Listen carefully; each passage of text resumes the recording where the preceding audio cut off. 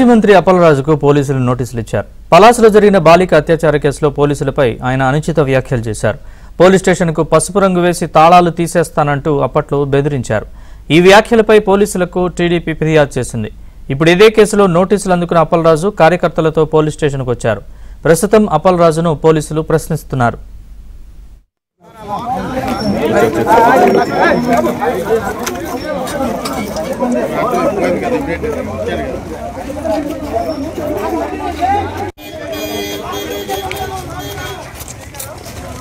Side కూర్చున్నాను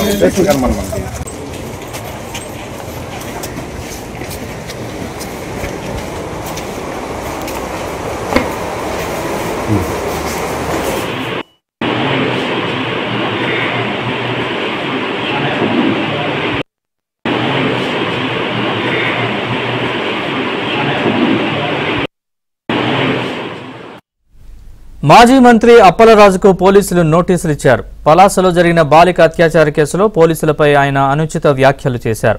police స్టేషన్కు పసుపు రంగు వేసి తాళాలు తీసేస్తానంటూ అప్పట్లో బెదిరించారు. ఈ వ్యాఖ్యలపై పోలీసులకు టీడీపీ ఫిర్యాదు చేసింది. ఇప్పుడు ఇదే కేసులో నోటీసులు అందుకున్న అప్పలరాజు కార్యకర్తలతో పోలీస్ స్టేషన్కు వచ్చారు. ప్రస్తుతం అప్పలరాజును పోలీసులు ప్రశ్నిస్తున్నారు. ఇదే అంశానికి సంబంధించిన పూర్తి వివరాలు మా ప్రతినిధి రమేష్ అడిగి తెలుసుకుందాం. రమేష్, చెప్పండి, ఏ అంశాలకు సంబంధించి అప్పలరాజును ప్రశ్నిస్తున్నారు? ఇంకా ఎంతసేపు ప్రశ్నించే అవకాశం ఉంది? పూర్తి వివరాలు చెప్పండి. నరేష్, మాజీ మంత్రి సిదిరి అప్పలరాజుకు పోలీసులు నోటీసు జారీ చేశారు. ఈ రోజు ఉదయం ఆయన నివాసానికి వెళ్లినటువంటి పోలీసులు అప్పలరాజుకు నోటీసులు ఇచ్చారు. ఇదే నేపథ్యంలో ఈ రోజు సాయంత్రం విచారణకు రావాలని ఆదేశించారు. ప్రధానంగా 2024 సంవత్సరంలో పలాస కాశీబుగ్గ మున్సిపాలిటీ పరిధిలో జరిగినటువంటి ఒక మైనర్ బాలిక అత్యాచార ఘటనకు సంబంధించి అప్పట్లో ఆ కేసులో టీడీపీ నేతలు ఉన్నారు, వారిని తప్పించేటటువంటి ప్రయత్నం చేస్తున్నారు పోలీసులు అనేటటువంటి ఒక విమర్శలు చేశారు. దాంతో పాటుగా అవసరమైతే పోలీస్ స్టేషన్ కి పసుపు రంగు వేసి పోలీస్ స్టేషన్ కు తాళాలు వేసేస్తానంటూ హెచ్చరికలు జారీ చేశారు అప్పలరాజు.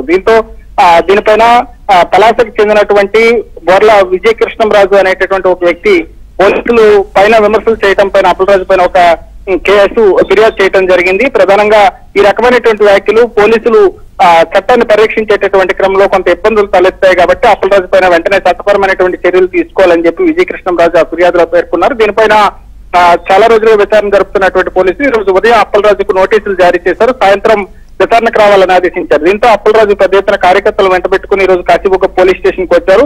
దీంతో ఆయన్ను ప్రస్తుతం కాశీబుగ్గ పోలీస్ స్టేషన్ లో దాదాపుగా గంట నుంచి విచారిస్తున్నటువంటి పరిస్థితి కనబడుతోంది. ముఖ్యంగా అప్పట్లో ఈ మైనర్ బాలిక అత్యాచారానికి సంబంధించినటువంటి విషయంలో సాక్షాత్తు అక్కడ ఉండేటటువంటి టీడీపీ ఎమ్మెల్యే గౌతు శిరీష కూడా ఎవరైనా నేరస్తులు ఎంతటి వారైనా ఏ పార్టీకి చెందిన వారైనా కఠిన చర్యలు తీసుకోవాలని చెప్పి పోలీసులకు ఆదేశించారు. అదే నేపథ్యంలో 24 గంటల గడవక ముందు నిందితులను కూడా అరెస్ట్ చేశారు.